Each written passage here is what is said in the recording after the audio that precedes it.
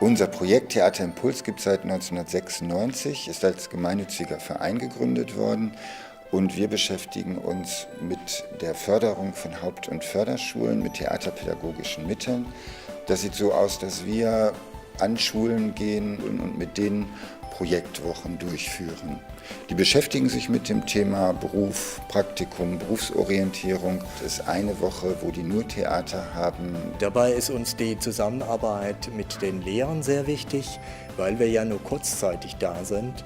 Und es stellt sich immer wieder heraus, dass einzelne Schüler mehr Talente haben, als die Lehrer eigentlich vermutet haben.